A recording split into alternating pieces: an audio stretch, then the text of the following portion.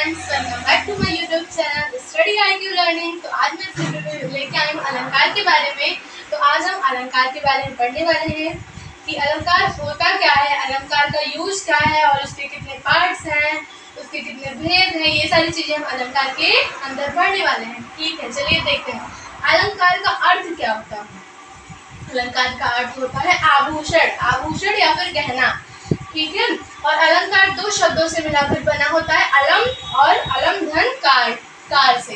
अब हम अलंकार की परिभाषा देखते हैं। काव्यों की शोभा बढ़ाने वाले तत्व अलंकार कहलाते हैं। जिस प्रकार स्त्रियों की शोभा बढ़ाने के लिए हम गहने तथा आभूषणों का प्रयोग करते हैं, ठीक उसी प्रकार काव्यों की शोभा बढ़ाने के लिए हम अलंकारों का प्रयोग करते हैं। जैसे कि हम अपनी शोभा बढ़ाने के लिए गहने का प्रयोग करते हैं, इससे हम और अच्छे लगे, सुंदर दिखे। ठीक उसी प्रकार का अलंकार का प्रयोग होने से काव्यों की शोभा बढ़ जाती है। तो अलंकार के भेद देखते हैं। अलंकार के दो भेद होते हैं, शब्दालंकार और अर्थालंकार। शब्दालंकार क्या होता है? जैसे जहाँ पे शब्दों के द्वारा काव्यों की शोभा बढ़ती है वहाँ पे शब्दालंकार होता है। अर्थालंकार क्या होता है? जहाँ पे अर्थों के द्वारा वहाँ पे काव्यों की शोभा बढ़ती है, वहाँ पे अर्थालंकार होता है। ठीक है, शब्दालंकार की मुख्यतः तीन भेद होते हैं। शब्दालंकार के कितने भेद होते हैं? तीन भेद होते हैं, अनुप्रास शब्दालंकार, यमक शब्दालंकार और श्लेष शब्दालंकार। अनुप्रास शब्दालंकार, यमक शब्दालंकार और श्लेष शब्दालंकार। अनुप्रास शब्दालंकार मतलब अनुप्रास शब्दालंकार का एक सूत्र होता है, जैसे जब एक ही वर्ड एक से अधिक बार आए वहाँ पे अनुप्रास अलंकार होता है। सूत्र होता है बार बार वर्ड की होई अनुप्रास तुम जानो सोई। मतलब वही एक वर्ड एक से ज्यादा बार आते हैं वहाँ पे अनुप्रास अलंकार होता है। जैसे यहाँ पे इसकी परिभाषा में भी सीधा सीधा लिखा है कि एक ही वर्ड एक से अधिक बार आए वहाँ पर अनुप्रास अलंकार होता है। जैसे हम देखते हैं तरन तनुजा तट तमाल तरवर बहु छाए, तो यहाँ पे ता वर्ड क्या है? यहाँ पे ता वर्ड कितनी बार है? अधिक बार आ रहा है, एक से अधिक बार आ रहा है, तो यहाँ पे अनुप्रास अलंकार हो जाएगा। ठीक है, अब हम अनुप्रास अलंकार के और उदाहरण देखते हैं। कल कानन कुंडल मोर पथा उर्पय वनमाल विराजत। और इसमें भी देखिए कावर्ड एक से अधिक बार आ रहा है, तो यहाँ पर भी कौन सा अलंकार होगा? अनुप्रास अलंकार। इसमें पीतल के पतीले में पपीता पीला पीला। पावर्ड पा एक से अधिक बार आ रहा है, तो यहाँ पर भी अनुप्रास अलंकार होंगे। जब एक ही वर्ड एक से अधिक बार आए तो वहाँ पर अनुप्रास अलंकार होंगे। अब हम यमक अलंकार देखते हैं हम। वहाँ पे वर्ड दिया गया था जब एक ही वर्ड एक से अधिक बार आए। अब यहाँ पर दिया गया है जब एक ही शब्द एक से ज्यादा बार आए, एक से ज्यादा बार प्रयोग हो और हर बार अर्थ अलग अलग निकले। जब एक ही शब्द एक से ज्यादा बार प्रयोग हो और हर बार उसका अर्थ क्या हो? अलग अलग हो, वहाँ पर हमारा प्रयोग है यमक अलंकार होता है। जैसे कि उदाहरण सजना है सजना के लिए, मतलब यहाँ पे दो बार सजना कितनी बार? दो बार आया है। एक सजना का अर्थ होगा जो हम सजते हैं संवरते हैं, एक सजना का अर्थ होगा, और एक सजना का अर्थ होगा पति। ठीक है, एक सजना का अर्थ होगा जो हम सजते हैं संवरते हैं, एक सजना का अर्थ होगा पति। सजना है सजना के लिए।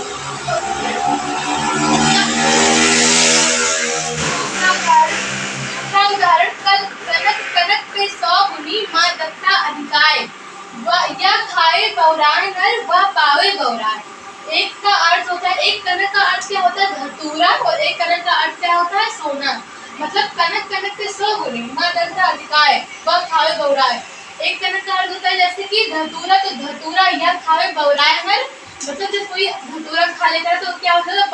बौराया जाता है। और एक कनक का अर्थ होता है सोना या पावे बौरा, जब सोना कोई ज्यादा पा जाता है, इसीलिए बोलते हैं जो जितने भी उतने में ही खुश रहिए, क्योंकि वो जब ज्यादा वो पा जाता है तब भी वो बौरा जाता है, तब सोना। और दूसरे का अर्थ होगा माला फेरक जुग भया गया न मन का फेर, कर का मन का डाल के मन का फेर। एक मन का अर्थ होगा मतलब हृदय मतलब अपने मन से, एक हृदय, और ये दूसरे मन का अर्थ होगा मोती। ठीक है, अब हम पढ़ेंगे श्लेष अलंकार। श्लेष अलंकार के बारे में पढ़ने वाले हैं, जहाँ पर एक शब्द एक ही बार आए, जहाँ पर कोई एक शब्द एक ही बार आए पर हर बार उसका अर्थ क्या हो, अलग अलग निकले। जहाँ पर कोई एक शब्द एक ही बार आए पर वहाँ पर हर बार उसका अर्थ अलग अलग निकले, वहाँ पर श्लेष अलंकार होता है। जैसे आप लोग कंफ्यूज मत होइएगा, क्योंकि यमक और श्लेष एक ही जैसा थोड़ा मतलब कि उसकी परिभाषा मिलती है, क्योंकि आप कंफ्यूज मत होइएगा इसलिए कि श्लेष लिखा है। श्लेष मतलब ए आ रहा है ना, मतलब एक, जहाँ पर कोई एक शब्द एक ही बार, श्लेष मतलब ए का उच्चारण हो रहा है ना, तो मतलब एक, जहाँ पर कोई एक शब्द एक ही बार आए पर हर बार उसका अर्थ अलग हो, वहाँ पर श्लेष अलंकार होता है। और यमक में क्या होता था, जहाँ पर कोई एक मतलब जहाँ पर कोई एक शब्द एक से अधिक बार आते थे और हर बार उसका अर्थ अलग अलग होता था, इस वहाँ पर यमक अलंकार होता था। यहाँ पर एक ही शब्द एक बार आ रहे हैं पर उसका अर्थ क्या हो रहा है, अलग अलग निकल रहा है। तो अब हम उदाहरण देखते हैं। फुले बाल खिले बाल चंदन को टीको लाल। फुले बाल, एक का बाल मतलब एक का बाल जो सिर वाले बाल होते हैं हमारे, जो खुले रहते हैं, एक उसका मतलब है कि खुले बाल, मतलब जो खुले रहते हैं उसका है खुले बाल। और खिले बाल मतलब जो बालक बच्चे होते हैं, खुले बाल खिले बाल मतलब एक का मतलब होता है खुले बाल, जो हमारे सिर वाले बाल खुले हैं, एक का मतलब वही, एक का मतलब खुले बाल और दूसरे का मतलब खिले बाल, मतलब जो बच्चे होते हैं, बाल छोटे छोटे जो बच्चे होते हैं उनके बारे में बताया गया कि जो बच्चे खिल जाते हैं, खिले बाल, और एक का मतलब होता है खुले बाल। तो अब हम देखते हैं, रहीमन पानी राख के बिन पानी सब सून, पानी गए न उबरे मोती मानस चून। रहीमन पानी राख के, जिस प्रकार पानी के बिना चून जो है अधूरा होता है, उसमें कोई महत्व नहीं होता है, ठीक उसी प्रकार जो चमक के बिना मोती अधूरी होती है। जब मोती में कोई चमक ना हो तो उसका कोई महत्व नहीं होता है। तो ठीक उसी प्रकार मनुष्य के अंदर विनम्रता ना हो तो उसका क्या महत्व है, ठीक है। अब हाँ, तो एक का अर्थ होगा मोती, मतलब मैंने बता दिया उसका अर्थ, रहीमन पानी राख के बिन पानी सब सून, पानी गए ना उबरे मोती मानस चून जैसे। तो फिर अब हम देखते हैं अर्थालंकार के भेद। अर्थालंकार पहला पेज देखते हैं, उपमा अलंकार। उपमा शब्द का अर्थ होता है तुलना करना। उपमा शब्द का क्या अर्थ होता है, तुलना करना, ठीक है। जब किसी व्यक्ति या वस्तु से तुलना किसी दूसरे व्यक्ति या वस्तु से की जाए, जब किसी व्यक्ति या वस्तु की तुलना किसी दूसरे व्यक्ति से या फिर वस्तु से की जाए, वहाँ पर उपमा अलंकार होता है। उपमा का मतलब एकदम कॉमन बात है, तुलना करना, ठीक है। कंपैरिजन मतलब कंपैरिजन करना, एक दूसरे से कंपैरिजन, या फिर थिंग्स हो या फिर पर्सन है, किसी से भी कंपैरिजन करना। जब किसी व्यक्ति या वस्तु की किसी दूसरे व्यक्ति या वस्तु से तुलना की जाती है, वहाँ पर उपमा अलंकार होता है। तो अब हम उसके उदाहरण देखते हैं, चलिए। उपमा अलंकार को मतलब पहचानने का तरीका क्या है, जहाँ पर जिसके वाक्य के बीच में सा सी और समान आए, वहाँ पर हम उसको देख के बता सकते हैं कि वो उपमा अलंकार है। उपमा अलंकार की और एक सिंपल डेफिनेशन मैं बताती हूँ, जहाँ पर उपमेय और उपमान में मतलब जहाँ पर उपमेय और उपमान में तुलना की जाए, वहाँ पर उपमा अलंकार होता है, ठीक है। जैसे उपमेय क्या है, उपमान क्या है। उपमेय वो होता है जिसकी तुलना की जाती है, और उपमान वो होता है जिससे तुलना की जाती है।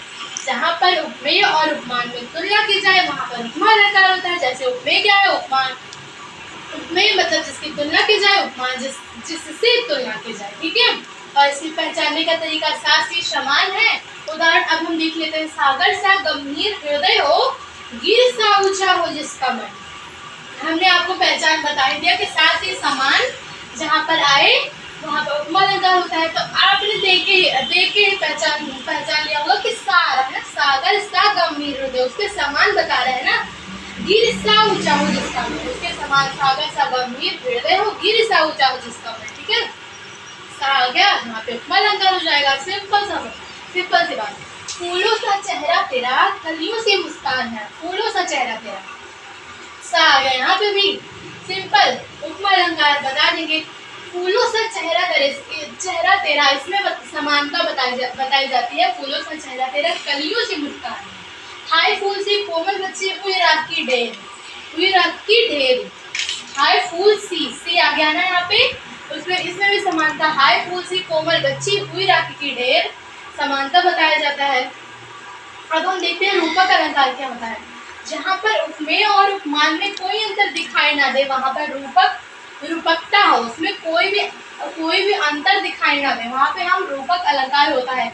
जैसे उपमेय तो मैंने आपको पहले बता दिया, जिसकी तुलना की जाती है वहाँ पर उपमेय होता है, जिससे तुलना की जाती है वहाँ पर उपमान होता है। ठीक है, जहाँ पर उपमेय और उपमान में कोई अंतर दिखाई ना दे वहाँ पर रूपक अलंकार होता है। जैसे कि उदाहरण हम देखते हैं, पायो जी मैंने राम रतन धन पायो। अब इसका अर्थ क्या होगा, पायो जी मैंने राम रतन धन पायो, मतलब ये राम रतन को क्या मार रहे हैं, धन मार रहे हैं, राम रतन को धन के समान मार रहे हैं, इसमें भी कोई अंतर नहीं कर रहे हैं, उपमेय उपमान में कोई अंतर नहीं कर रहे हैं, दोनों को ही समानता के रूप में मान रहे हैं। जैसे आए महंत वसंत, और महंत और वसंत को भी एक ही समान मान रहे हैं, उपमेय और उपमान में कोई अंतर नहीं कर रहे हैं। इतना आपको आई होप आपको क्लियर हो गया होगा। अब हम आगे देखते हैं उत्प्रेक्षा अलंकार। हम देखेंगे उत्प्रेक्षा अलंकार, जहाँ पर संभावना प्रकट की जाए, जिस वाक्य में जहाँ पर संभावना प्रकट की जाए वहाँ पर उत्प्रेक्षा अलंकार होता है। और उत्प्रेक्षा अलंकार को पहचानने का तरीका क्या होता है, उसके बीच में क्या होता है, मन मानो जन जानो, उसके बीच में ये शब्द जरूर रहेगा, मन मानो जन जानो। 99% के शब्द जरूर रहेगा, मन मानो जन जानो। इससे हम उत्प्रेक्षा अलंकार को आसानी से पहचान सकते हैं कि यह उत्प्रेक्षा अलंकार है। उदाहरण देखते हैं, सब सखी बुलाए मानो फुलवारी सब चली आई, मतलब पद्मावती सब सखी बुलाई, मानो फुलवारी सब चली आई, मतलब इसमें संभावना बताई जा रही है कि पद्मावती ने मालूम बुला लिया और मानो फुलवारी सब चली आई। मतलब ये जरूर नहीं कि हम इसके में से उत्प्रेक्षा अलंकार का उदाहरण याद करें, हम यहाँ से बना के जैसे बता सकते हैं कि मान लीजिए मैं कमल का फूल हूँ, मतलब मान लीजिए मैंने आपको 10 रुपये, मतलब संभावना प्रकट की जानी चाहिए, वहाँ पर उत्प्रेक्षा अलंकार होता है। ठीक है, अब हम आगे पढ़ेंगे अतिशयोक्ति अलंकार। अतिशयोक्ति अलंकार दो शब्दों से मिला के बना होता है, अतिशय प्लस अतिशय धन उक्ति।